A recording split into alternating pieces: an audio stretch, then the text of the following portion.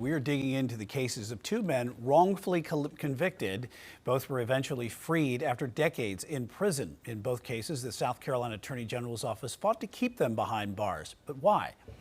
That's what our chief investigative reporter Jody Varr worked to find out. And Jody joins us after the break with part 3 of Objection, the Queen City News investigation.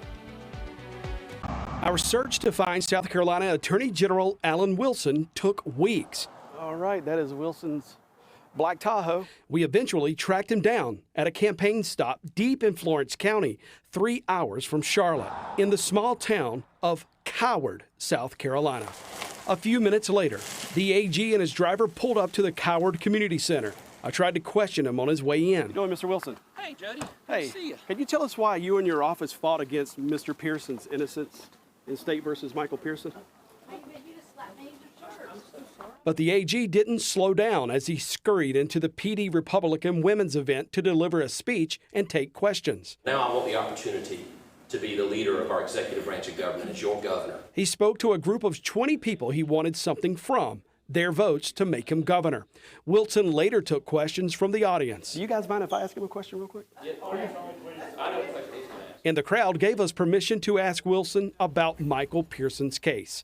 Why, even when the appeals court reversed Pearson's conviction, finding the fingerprint evidence tying him to the Slick Gibbons ambush was insufficient evidence to submit to the jury and merely raised a suspicion of Pearson's guilt, the AG's office fought to uphold the conviction and ask the Supreme Court to deny Pearson a new trial and reinstate his 60-year prison sentence. The court agreed, and Pearson continued serving his sentence. Pearson ain't had nothing to do with this. He's an innocent man sitting in jail right now, is what you're telling me. Yeah. Pearson was freed in August 2025, 2.5 years after that Victor Weldon confession. A confession Pearson's innocence attorney says the AG could have uncovered during Pearson's first appeal. So you think the Attorney General of the state of South Carolina could have caught this a decade ago? I think so, yes. The red flags were there. Mr. Wilson, there was in the next county over 2 months ago, there was a man who was wrongfully convicted and freed from prison. Every step of his appellate, every step, all of his appeals, even up to the Supreme Court, you and your office fought against this man's innocence. Why is that? And that's the case of Michael Pearson. So, Jody, the way you ask the question, you ask it laced with assertions and innuendo and accusations, and that's not the way a reporter should ask a question. But what I will answer let me answer your question. I have 90 lawyers working in my office. I have between 340 and 350 employees. We manage 8,000 cases over a 15-year period. I cannot speak to the facts of every specific case. So if you want to know about a specific case, then we can put the lawyers who are handling the case there. What I can tell you is, by law, our office is required to defend the state under post-conviction relief as well as appellate law. So somebody has to defend the state's prosecution. I cannot speak to the facts of this assertion that you baked into your question. But the evidence does not support the AG's ignorance. Alan Wilson's office knew of Pearson's innocence claim in 2024, 14 months before he was freed from prison. Remember Victor Weldon? So was Pearson there? No. He confessed to the solicitor's office in March 2023. Have a seat right there, Mike. In July 2023, the solicitor's investigator called Michael Pearson in from prison and told him about Weldon's confession. The man telling you the truth. I ain't had nothing to do with it. I done did 15 years of my life. In June 2024, a year after that confession, Michael Pearson filed this post-conviction relief application with the Attorney General's office. He told the AG he was in prison unlawfully because of newly discovered evidence, that evidence being the Victor Weldon confession. Clarendon County's clerk sent the PCR application to the AG on June 8, 2024. The clerk's office shows 14 months passed, and the AG's office did not file a single document to get Pearson's PCR case in front of a judge for an evidentiary hearing. That happened only after North Carolina Center on Actual Innocence attorneys Chris Muma and James Babb took Pearson's case over. What kind of statement does that make that the Attorney General's office is so committed to upholding this conviction that they're going to throw law enforcement under the bus? It's interesting how there's this back and forth, the solicitor saying, you fix it, to the AG's office saying, no, you fix it. You're the one that got the evidence. In the meantime, Michael Pearson's still sitting in prison. Where is the person who says, we got to fix this? We got to fix it now. Muma says Wilson and his office had an ethical duty to act immediately, not 14 months later. Muma points to South Carolina Court Rule 3.8 G and H, requiring a prosecutor to make reasonable efforts to promptly disclose credible material evidence that a convicted man did not commit a crime, and when a prosecutor knows of clear and convincing evidence of a person's innocence, the prosecutor shall make reasonable efforts to seek to remedy the conviction. In a July 2025 letter to the AG, Solicitor Chip Finney claimed his office spent months trying to investigate Mr. Pearson's involvement in the Slick Gibbons ambush. Finney denied he did anything in the past 2.5 years to delay or impede correcting Pearson's conviction, and his office always followed the facts and acted upon them as the law requires. And through it all, Michael Pearson continued sitting in prison. Even if the conviction is later found out it was wrongful and improper. Well, you again, guys I will can't defend speak to the specifics of the case, only to say that there's thousands and thousands and thousands of cases, but I don't know the facts of every single case. So there have been times that we have defended cases all the way through the appellate process, and because a case gets turned over, doesn't necessarily mean the person was innocent. It just means that there was some flaw in the legal system. But the AG had plenty of time to educate himself about the Michael Pearson case before we tracked him down here. Not only was news of Pearson's vacated conviction plastered on nearly every news outlet across the Carolinas, Wilson's own office filed motions in Pearson's case with the state Supreme Court just 2 months ago. Wilson's name, along with his top officials, is on the bottom of the filing. The AG also had the benefit of my email 3 weeks earlier, asking him and his press secretary, Robert Kittle, to schedule an interview. I told them exactly what we wanted to talk about: the state versus Michael Wilson Pearson and state versus Oscar Fortune. I even included more detail. Our investigation concerns appeals and PCR applications where the AG's office under Alan Wilson successfully fought to uphold the convictions against these two defendants. Convictions that were later vacated over prosecutorial misconduct in the Fortune case and a wrongful conviction in the Pearson case. A week later, Kittle refused our interview request. The Attorney General will not be doing any interviews with you after your unprofessional behavior the last time he talked to you. He showed up at your station to do an interview with another reporter, and you could have asked for 5 or 10 minutes to talk to him while he was there. But instead, you waited for him outside in the parking lot just so you could run up to him with a camera to make it look like you were chasing him down for dramatic effect. One thing's true. We did conduct that interview the AG didn't want to schedule right in our parking lot in June. Mr. Wilson, how are you? This happened a month after we filed a formal request asking Wilson to schedule time with us. We wanted him to explain to the public why his office dismissed every charge filed in 2 of our investigations out of Marlboro County: final disrespects and lost trust. Me and Tammy got 4 packs of cigarettes out there, so we figured he didn't need them no more. In final disrespects, a dead man's family accused the then deputy probate judge and her friends of stealing from a dead man and his dementia-ridden wife within hours of his death. 2 years after our investigation aired, the state charged Deputy Probate Judge Tammy Bullock and Charlotte Green with grand larceny. Bullock also faced a weapons charge from a separate case. That weapons indictment was hand-signed by Attorney General Alan Wilson. Wilson's office eventually dropped every charge in the theft case, including Bullock's weapons charge. Those records were later removed from the Marlboro County Courthouse and destroyed. Get up, get in the cell, Darrell. To get in there, pump two, pump two, pump two, pump two, pump two. In our lost trust investigation, we uncovered this video recording from May 2020. It showed former Sheriff Charles Lemon ordering former Deputy Andrew Cook to shock an inmate multiple times with a taser inside the county jail. The video led to the state attorney general indictments of Lemon and Cook, each on a felony assault charge and misconduct in office. The governor suspended Lemon from office. Years later, the feds filed a civil rights charge against Lemon and Cook, and Wilson's office dropped the state-level assault and misconduct in office charges. Wilson's office refused an interview to explain why the AG abandoned the state prosecutions. Mr. Cook, can we talk to you before you head out? No, thank you. I'm fine. Thank you, though.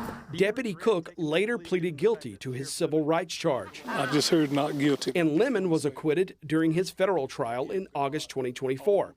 Wilson's refusal to talk about his handling of these cases is the real reason why we were forced into this unscheduled interview in June. I can't talk specifically to the facts of those cases because I'm not familiar with them, but everything our office told you that we legally can tell you, we have told you legally. I hope you have a good day. Why can't you tell the people of South Carolina why you chose to do this?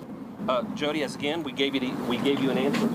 The answer was there's some things we can legally say, things we can't legally say. I'm not privy to the specific facts of that case. Well, how about this? The victims in the Hollis Slade case say that you... And now let's go back to Coward and our questions about Michael Pearson's appeals.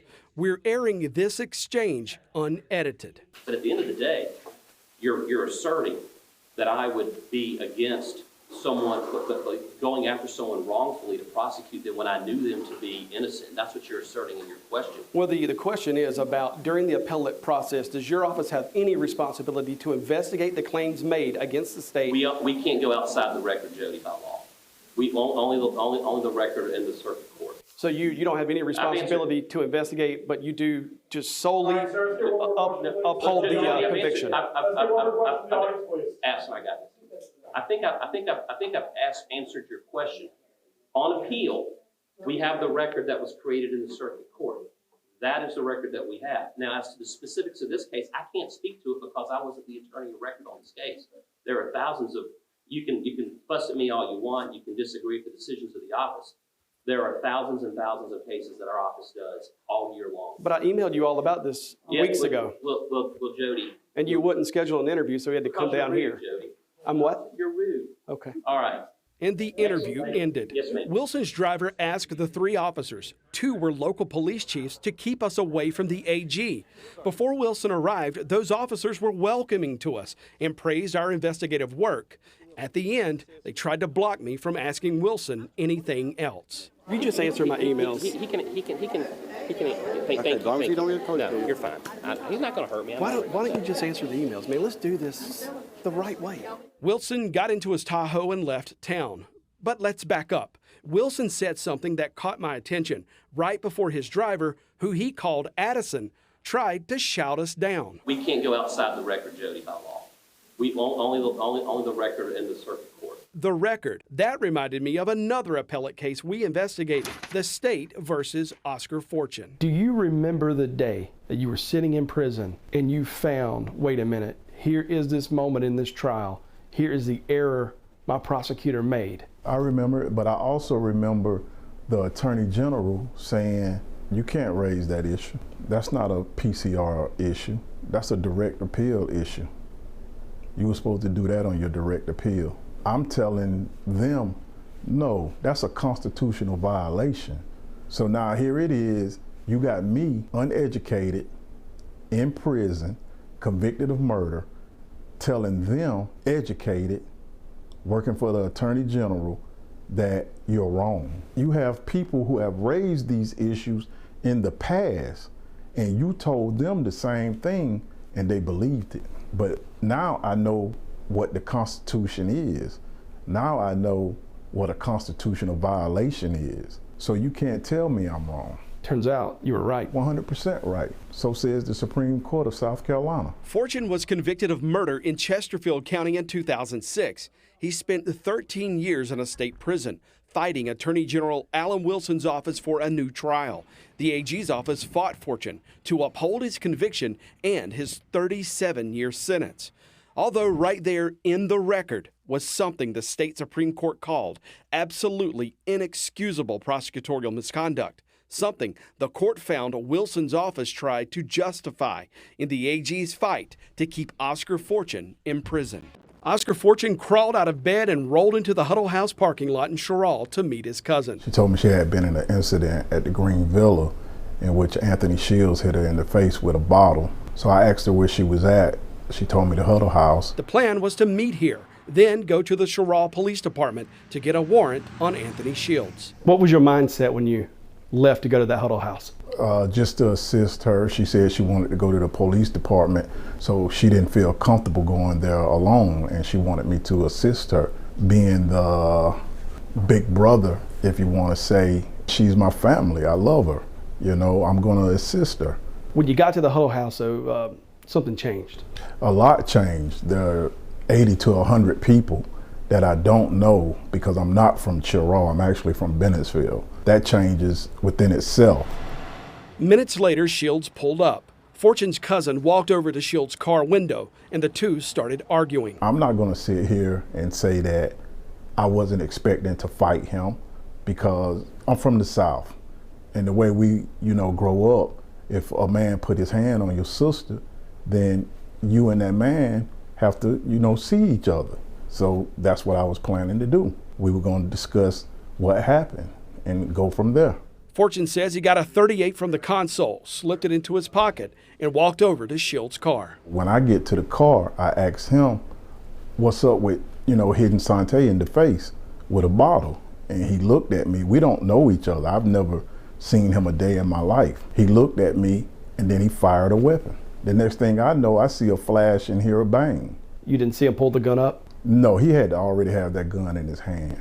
When he fired the gun, it caught me off guard. And I remember I closed my eyes for a quick second, and when I opened my eyes and looked, Sante was on the ground. I fired back up on him because I felt like he had just shot Sante, and I know I have a right to protect myself as well as protect her. So I fired back. I chose to defend myself. Investigators found 5 rounds in Shields' body. He died in the parking lot. The nearest sheriff's deputy was on the farthest end of the county. It took him 30 minutes to get there to secure the crime scene. While Shields lay dead on the ground, someone grabbed his pistol from the inside of his car and took off with it. When investigators got to the scene, they didn't know Shields had a gun and only found evidence of one gun fired, and the man who fired it was long gone. Were you running because you felt you'd done something wrong? No, not at all. I was running, and now I'm gonna stop. I wasn't running. I left because I wanted to get out of that situation. And I left because I needed to gather my thoughts and digest what just happened. It's not like this is an everyday event. The next morning, Fortune surrendered and handed over his .38 with the shell casing still inside the chamber to the Sherrall Police Department. Damian Antoine Shields. A department where Anthony Shields' brother worked as a police officer. Shields is now an investigator with the Chesterfield County Sheriff's Office. Fortune says he explained his self-defense story, but says with Anthony Shields' gun missing from the scene, no one believed him that Shields even had a gun on him. And I'm 32 years old at the time, not familiar with the justice system, not familiar with, the police or anything like that. So after I told them what happened, they still charged me with murder and took me to jail. Days later, investigators found the gun and the man who took it. But that man who took a critical piece of evidence from the crime scene was never charged. This is the only incident that I've ever had, that I've ever been in. 4 years and some months, I'm out on bond. And then March of 2006, I go to trial.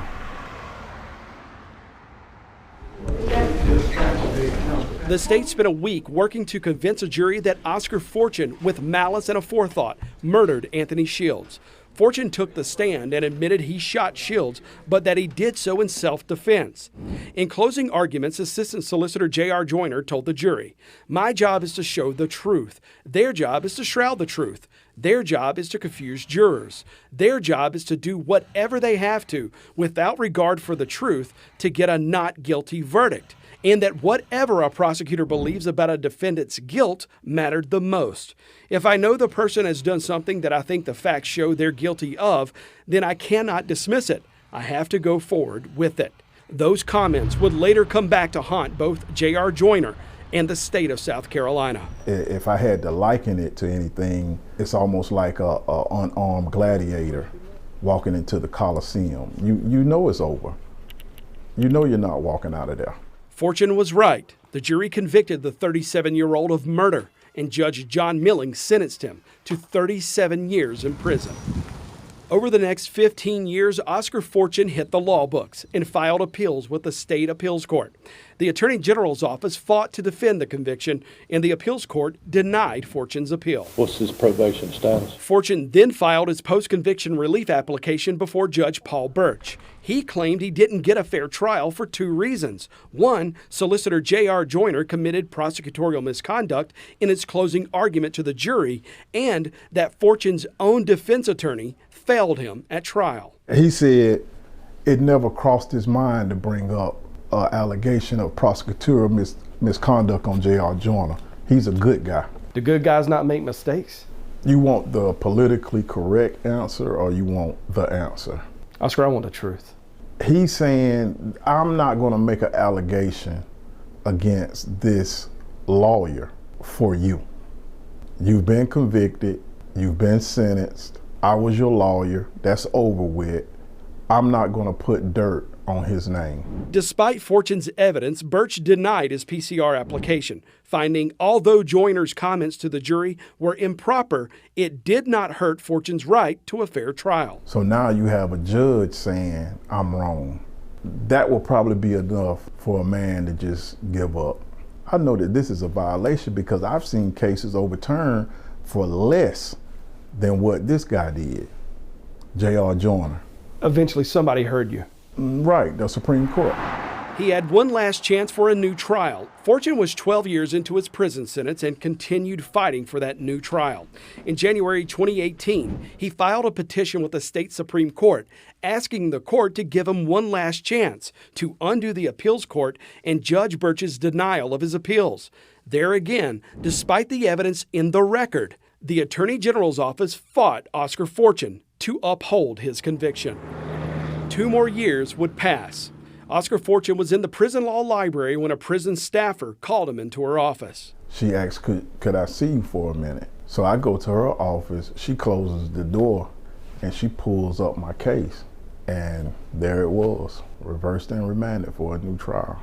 The Supreme Court's ruling was unanimous and offered a rebuke of not only the Attorney General's office, but of J.R. Joyner, trial judge John Milling, and PCR judge Paul Birch. The PCR court found the remarks were improper. We find they were absolutely inexcusable, Justice John Few wrote about Birch's ruling. The court has condemned this type of misconduct, and trial judge John Milling's curative instruction actually exacerbated the assistant solicitor's misconduct. The assistant solicitor's improper statements to the jury during closing argument infected Fortune's trial with such a high degree of unfairness as to make his conviction a denial of due process. We reversed the order of the PCR court denying Fortune relief and remand to the Court of General Sessions for a new trial. The Supreme Court also found no overwhelming evidence that Fortune murdered Anthony Shields, and the state pointed to no element that Fortune was not acting in self-defense. Somehow, everyone at every step of the way missed all of this, but Fortune says he doesn't resent the man who prosecuted him. Do you blame J.R. Joyner for your trip to the penitentiary? I think J.R. Joyner was just one ingredient in a perfect storm. I'm going to thank J.R. Joyner for the mistake he made, because that mistake got me out of prison. Although he was a free man, Oscar Fortune's troubles were far from over. And Oscar Fortune keeps fighting. That was it for Anthony Shields. And it did not have to be that way. In October 2022, the state gave Oscar Fortune that new trial he fought 16 years for. New prosecutors tried once again to convict him of murder. There were so many other ways to address any problem. Go to the police. Walk away. Prosecutors again told the jury what Oscar Fortune did wasn't in self-defense or anything less than murder. So I'd ask you, when you look at all this evidence, that you come back and find Oscar Fortune guilty of murder. After a week-long trial, the Chesterfield County jury started deliberating Oscar Fortune's fate. But just like in his 2006 trial, he couldn't get a fair trial. Less than 2 hours in, And we have people on our jury who have considered the defendant guilty since Monday. Is this a legal issue? The juror that wrote this, and I asked him, was there a juror or jurors who did not presume the defendant to be innocent? And his words were, and correct me if I'm wrong, he said that from his own mouth, that I knew he was innocent or guilty since Monday. And that really ticks me off. the judge declared a mistrial. That meant Oscar Fortune and the Shields family would have to do this all over again. But Fortune and the prosecutor saved everyone the trouble. All rise. Prosecutor John Jeppertinger was ready to deal and offered Fortune a plea deal. Your Honor, he's pleading to the lesser offense of voluntary manslaughter, which is both a violent and most serious offense. There's a negotiated sentence, Your Honor, of 30 years, suspended to 5,456 days. He's already done the 5,456 days, Judge, and thereafter be placed on probation for 5 years. Fortune entered an Alford plea where he maintains his innocence. It's been your decision to plead guilty? Yes, Your Honor. But acknowledges the state could have enough to convict him if the state continues putting him on trial. In 2 separate trials and fights with the Attorney General's office all along the way, Oscar Fortune beat the state's murder charge. On November 17, 2022, Oscar James Fortune walked out of court a free man. His probation ends in 2027.